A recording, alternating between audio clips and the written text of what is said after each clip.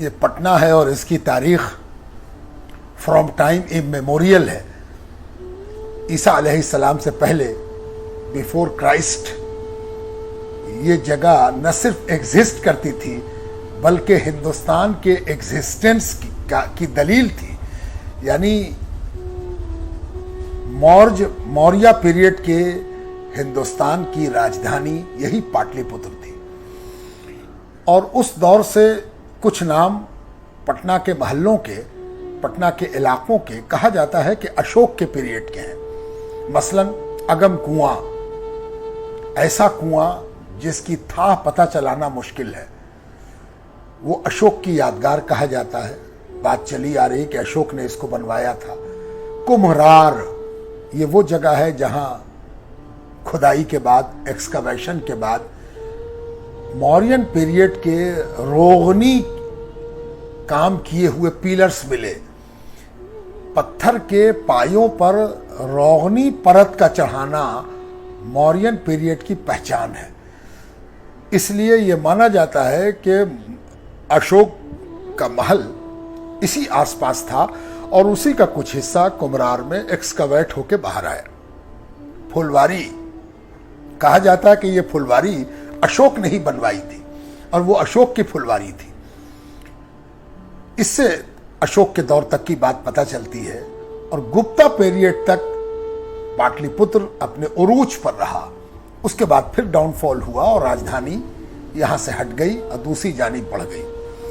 फिर हम ये देखते हैं कि सल्तनत पीरियड में, यानी गुलाम डायनेस्टी से लेकर खिलजी डायनेस्टी और खिलजी डायनेस्टी से लेकर तुगलक डायनेस्टी और तुगलक डायनेस्टी से शर्की डायनेस्टी तक पटना के बजाय बिहार शरीफ राजधानी रही, जो मौजूदा नालंदा डिस्ट्रिक्ट का हेडक्वार्टर है। तब पटना एक तरह से नेग्लेक्टेड था। लेकिन मुगल पीरियड से फिर से एक बार मुगल जैसे से राइज किए, पटना भी राइज करने की तरफ बढ़ा। बाबर भी मनेर आया था, मनेर तक पहुंचा है वो। और बाबर के बाद फिर शेरशाह के दौर में शेरशाह की बनवाई हुई मस्जिदें पटने में मौजूद हैं, शेरशाही मस्जिद। और शेरशाह के बाद फिर शाहजहां के दौर में अकबर भी आया है यहां। अकबर दाऊद किरारानी का पीछा करता हुआ आया था। दाऊद बागी हो गया था।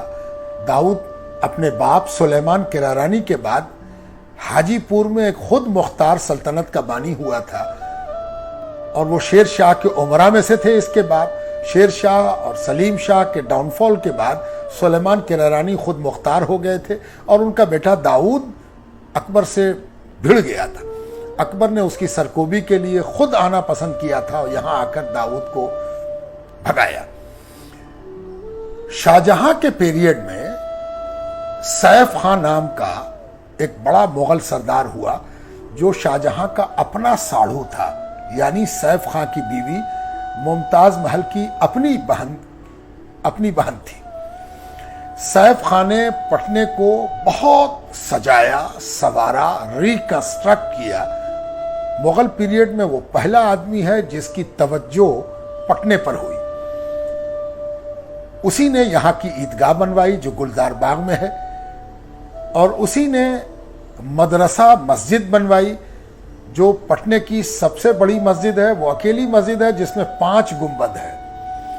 साथ साथ वो मदरसा मस्जिद इसलिए कहलाती थी कि उस मस्जिद में मदरसा डोमिनेट करता था। काफी बड़ा मदरसा था जिसमें हजारों तलबा एक साथ तालीम पाते थे और उसका कैंपस इतना बड़ा था कि जब आज़ादी की लड़ाई में गांधी जी बार बार आ रहे थे और गांधी जी की आमद की वजह से यहाँ एक नुमाइंदा इजलास हुआ था, तो कहा जाता है कि 1 लाख लोगों का मजमा वहां जमा हुआ था। वो मदरसा मस्जिद भी सैफ खां की बनवाई हुई है। सैफ खां के बाद जिसने पटना की तामीर और तरक्की में सबसे नुमाया रोल अदा किया वो औरंगजेब का पोता अजीम है, जिसे हम अजीम उश शान के नाम से जानते हैं। अजीम उश शान ने पटने को सजाया, संवारा और पटने का वो डाउनटाउन जिसे हम अंदरून किला कहते हैं, उसके 2 गेट भी अजीमुशान के ही यादगार हैं, यानी पश्चिम दरवाज़ा और पूरब दरवाज़ा। ये पश्चिम दरवाज़ा आज भी मौजूद है, पूरब दरवाज़ा अब एग्जिस्ट नहीं करता, लेकिन वो मोहल्ला मौजूद है जो पूरब दरवाज़ा कहलाता है। पश्चिम दरवाजे का एक पिलर अभी तक मौजूद है। ये पश्चिम दरवाजे से पूरब दरवाजे के दरमियान डाउनटाउन था और इसके बाहर दो ऐसी नहरें थीं जो बाहर की आबादी से डाउनटाउन को अलग करती थी। जब तक कि उस पर दरवाजे को खोला नहीं जाए कोई किले में दाखिल नहीं हो सकता था। तो गोया अजीम उशान ने पटने को नई जिंदगी दी और पटने का नाम उसी की वजह से अजीमाबाद पड़ा। उससे पहले पटना ही था। पटना नया नाम नहीं है, पटना पुराना नाम है। अजीमाबाद होने से पहले जो शख्सियात पटना से ताल्लुक़ रखती थी उनको पटनवी कहा जाता था, इसलिए पटना पुराना नाम है और उसके बाद फिर अजीमाबाद नाम पड़ा।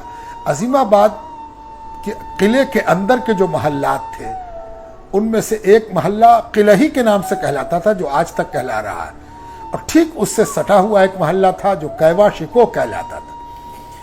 फिर उससे आगे बढ़ते हैं तो हम देखते हैं कि महल्लों की तरतीब मीर सलामी, मारूफगंज, ये शख्सियात के नाम के साथ था। शाह की इमली, टेढ़ी इमली, डंका इमली, अब इमली पर 3 नाम हो गया। अब हट्टा या हाट के नाम पर दल हट्टा, मच्छर हट्टा, गुर हट्टा। इसी तरह बहुत से नाम पटना के ऐसे थे जो दिल्ली उजड़ने के बाद जो लोग या लखनऊ के उजड़ने के बाद पटना में शेल्टर ले रहे थे, बहुत से उलमा, शुआरा, उदाबा, सूफिया, वो दिल्ली की यादगार के तौर पर पटने में भी महल्लों की तामीर हो रही थी। मसलन मुगलपुरा, लोधी कटरा, ये सब दिल्ली की याद दिलाते थे। साथ साथ मीतन घाट, शाहगंज, सुल्तानगंज, आलमगंज, ये वो महल्ले थे जो किसी न किसी शख्सियत से जुड़े हुए थे। सूफियों का भी बड़ा असर था यहाँ। सूफियों से जुड़े हुए नाम भी बहुत थे। मसलन दौरे मुगल में एक ईरानी शहजादा, सफवी शहजादा पटना आया, और वो इसलिए पटना आया कि उसने फ़कीरी इख्तियार कर ली थी, हुकूमत से अपने ताल्लुक़ को तर्क कर दिया था, और वो सफवी शहजादा यहाँ फ़कीराना लिबास में आया और उसका नाम था मिर्ज़ा मुराद सफवी। उसी के बागीचे में आज का PMCH है। मिर्ज़ा मुराद सफवी के नाम से ही वो जगह मुरादपुर कहलाती है। इसी तरह एक दरगाह जो एक बड़े सूफी शाह अर्जा के नाम से मशहूर हुई, और इतनी मशहूर हुई कि उस जगह का नाम ही हो गया दरगाह। इतने बड़े कैंपस में फैली हुई वो दरगाह शाह अर्जा, जो सूफियों के एक स्कूल ऑफ थाउट को डिनोट करते थे, जिनके खुलफा में, जिनके चेलों में अगर शाह शुजावल थे तो शाह बसंत भी थे। इसी तरह शाह बाकर की तकिया, मिर्जा घसीटा की तकिया,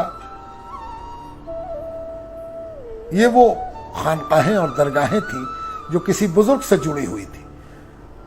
शाह मन्नान की गढ़ी, शेख मट्ठा की गढ़ी, शेख मट्ठा की गढ़ी को ही उस वक्त के अंग्रेज ऑफिसर ने फिर से खुदाई कराकर नया शेप दिया था, और उस ऑफिसर का नाम था मैंगल्स, जिसकी वजह से वो मैंगल्स टैंक कहलाया, जो बदल के मंगल तालाब हुआ। लेकिन वो बुनियादी तौर पर शेख मट्ठा की गढ़ी है, जिसे मैंगल्स ने ठीक कराया तो मैंगल्स टैंक हुआ, और फिर हमारे हिंदी असरात ने उसको मंगल तालाब बना दिया। यहाँ की खानकाहें, यहाँ की दरगाहें, यहाँ का पटन देवी का मंदिर, छोटी पटन देवी और बड़ी पटन देवी, ये सब सैकड़ों बल्कि हजारों बरस की तारीख कह रही है। यहाँ के मंदिरों की भी स्थापत्य कला और मंदिरों का भी आर्किटेक्चर देखने के लायक है।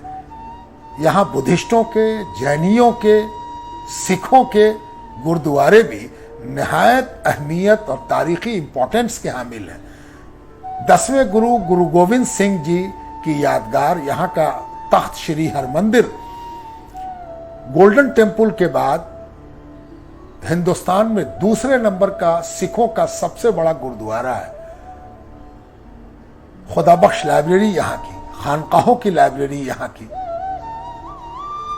ये सब इस अजीमाबाद के, इस पटना की तारीख के गुल बूटे हैं। यहाँ के लोग कौमी यकजहती के साथ मिलजुल कर रहते हैं और मिलजुल कर रहते आए हैं। ये वो जगह है जहाँ बड़े बड़े हिंदू, फारसी और उर्दू के शायर हुए। प्यारे लाल उल्फती और महाराजा कल्याण सिंह आशिक, ये वो उर्दू और फारसी के शोरा हैं कि जो किसी तरह भी किसी दूसरे स्कूल ऑफ थॉट से पीछे नहीं है। ये नुमाइंदगी के राम नारायण मौजू, ये वो बड़े लोग हैं। यही वो पटना है जिसने अपनी वुसअत क़ल्बी और वुसअत ज़हनी की बुनियाद पर राजा राम मोहन राय को मजबूर किया कि वो अपनी अरबी और फारसी की तालीम के लिए पटना आए, और इसी पटना सिटी में उनकी तालीम हुई। ये एक हल्की सी सरसरी झलक है जो पटने पर डाली गई। पटना की तारीख ऐसी नहीं है कि एक नशिस्त में और एक गुफ्तगू में कोई पूरी कर दे। ये गोया एक उचटती सी नजर है।